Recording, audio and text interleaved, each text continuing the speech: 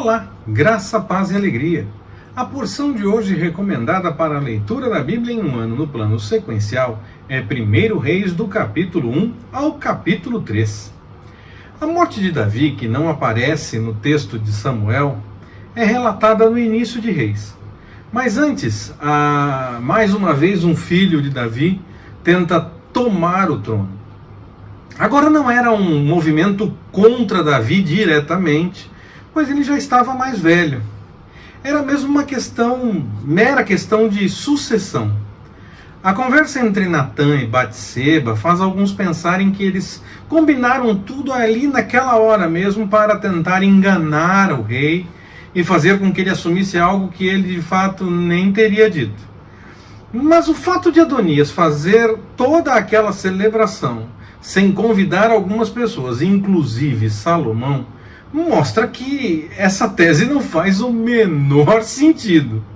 É fato que só lá em Crônicas nós vamos ver um detalhamento maior a respeito dessa questão, dessa escolha antecipada. Samuel diz apenas que o Senhor amou Salomão, e dando esse indício dessa escolha, mas o desenvolvimento da história aqui, a questão de Salomão e mais alguns que estariam mais próximos a ele não serem convidados para aquela situação envolvendo Adonias, não confirma que foi armado uma situação contra Davi para que ele escolhesse Salomão apenas aqui.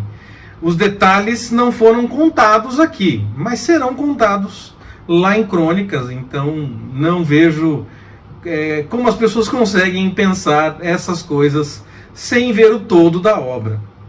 A própria história não confirma essa possibilidade, não existe essa possibilidade pela própria história. Adonias achou que seria rei, que o trono seria dele, já tinha reconhecimento de alguns, mas não deu certo. Davi confirmou que Salomão era rei, e Adonias nem insistiu na sua tentativa, mostrando que não era mesmo uma questão de conspiração para tomar o poder, mas muito mais uma tentativa de ser ele o herdeiro do trono no lugar de Salomão, que aqui neste momento seria mais moço, então o outro mais velho, que fazia aquilo que gostava de fazer e não era repreendido, diz o texto. Ele então a falar, vou fazer isso, nunca fui repreendido mesmo, então vou fazer desse jeito. Não aconteceu, não era assim. Aliás, Adonias chega a temer pela sua própria vida quando toda a situação acontece. Ele acusa o golpe, ele se sente realmente preocupado com aquela situação. Se ele realmente quisesse apenas tomar o poder, por tomar o poder, ele iria enfrentar, iria lutar contra possivelmente. Não, ele fica preocupado, teme, mais uma confirmação de que tudo indica que essa era realmente a linha da história. Ele estava tentando fazer a história ser diferente apenas. Mais uma coisa que, na minha opinião, contribui para não pensar o que alguns pensam a respeito de uma combinação de última hora. E ele então teme e clama até mesmo por sua vida. E Salomão deixa claro, é só você andar na linha que nada vai acontecer. Mas ele ainda tentou algo a respeito do trono. Pelo menos Salomão entendeu dessa forma. Quando Adonias pede através de Batseba que a acompanhante dos dias finais de Davi fosse sua esposa. Salomão não gostou nada disso, seria uma forma de mostrar um troféu. Estava com meu pai, agora está comigo, então eu sou aquele que de fato deveria ser o sucessor. Será que seria esse o pensamento? Será que Salomão pensou que seria isso? O que será que de fato estava em jogo? Salomão entendeu alguma coisa nesse sentido, por isso que até fala, quer entregar também o trono para ele, quer entregar o reino, e começa então um movimento para estabelecer de fato o reino. Parecia que não havia uma conspiração necessariamente em andamento, mas ela estava ali latente, a qualquer momento ela poderia explodir. Esse foi o entendimento de Salomão nesse momento.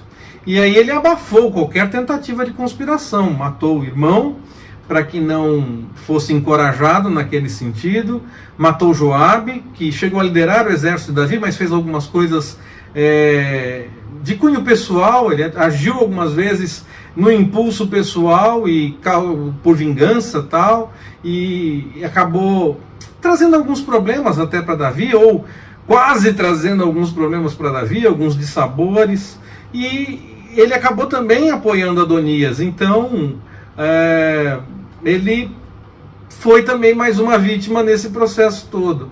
E também Salomão mandou embora o sacerdote que teria apoiado também Adonias. Essa conspiração poderia florescer em algum momento novamente, poderia tomar corpo novamente em algum momento, mas com essas ações era impossível que ela retomasse. E isso geralmente também desencoraja outras possíveis conspirações que possam vir ao longo do tempo, que as pessoas pensam, mas lembra quando aconteceu daquele jeito? É melhor a gente tomar cuidado. Simei, que amaldiçoou Davi quando ele fugia de Absalão e pediu clemência a Davi quando Davi voltou, foi o próximo nesse processo. Era também um possível problema.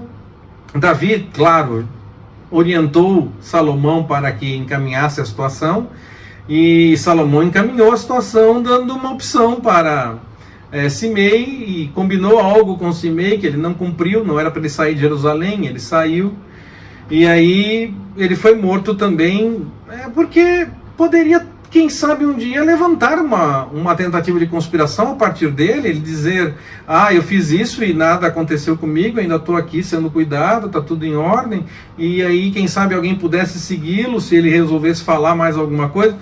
Tudo no campo das possibilidades, tem mais a ver, claro, com a chateação de Davi, com a tristeza de Davi, e um pedido para Salomão tomar cuidado com toda essa situação e lembrar que de fato o pai também teve problemas com aquela pessoa.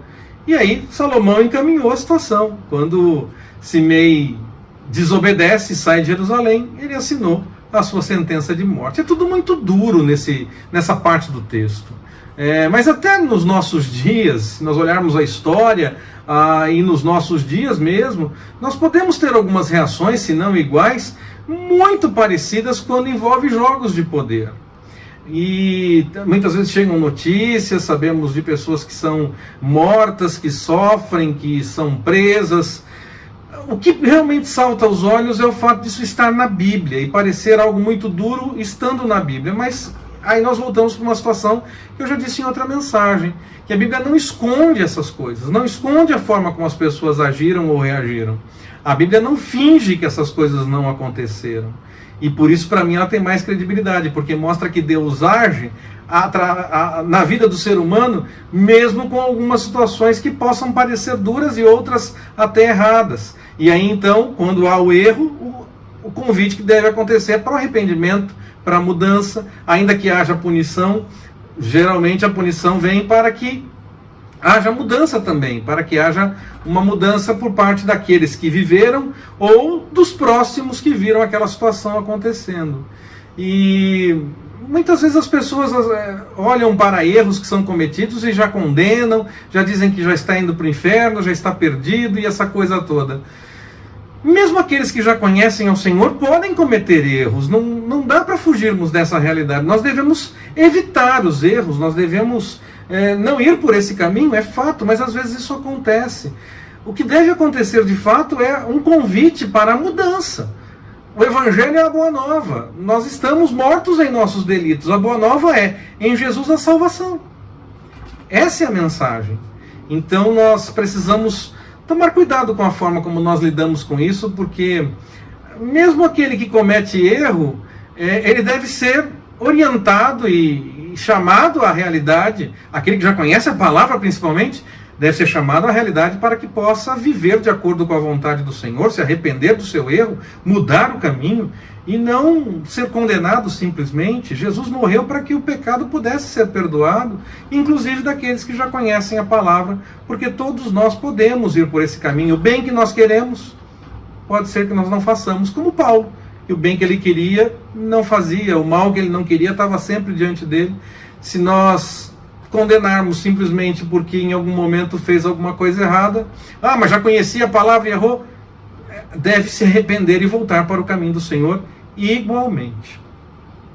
No caso de Salomão aqui, o que ele fez foi desencorajar as rebeliões, as possíveis revoltas e rebeliões que pudessem acontecer, e o texto está mostrando que, mesmo diante de uma situação que pode nos parecer dura e cruel, o Senhor age nessa história para mudar o encaminhamento de todas as coisas. Não permitiu, então, mais que houvessem essas rebeliões, e o texto mesmo diz que, a partir disso, então, o reinado de Salomão está estabelecido, está confirmado. A questão do sacrifício em vários lugares que o texto diz, não estava de acordo com a orientação do Senhor. Desde o deserto, o Senhor já tinha dito que não era para ser assim. Mas no caso de Salomão, neste momento pelo menos, parece que ele fazia isso, mas não para oferecer para outros deuses dos outros povos, mas para o Senhor de fato.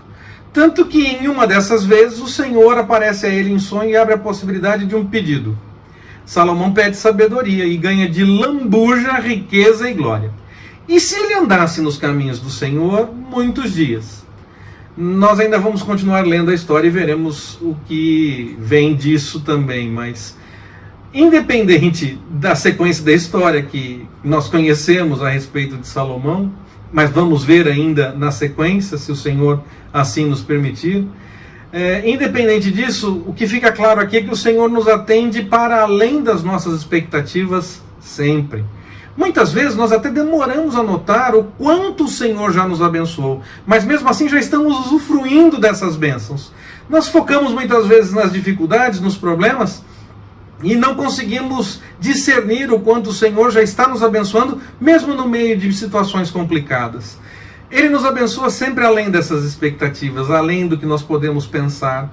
E aí, mesmo que nós não estejamos notando, nós já estamos usufruindo da bênção do Senhor. Que nós possamos notar o agir do Senhor, mesmo no meio dos momentos mais difíceis, mais complicados, que nós possamos notar o quanto o Senhor tem agido.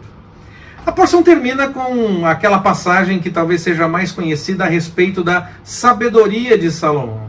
Que bom que o Senhor direcionou todas as coisas, e a mãe verdadeira acabou se revelando em defesa do seu filho, para que Salomão pudesse encaminhar aquela situação da forma correta.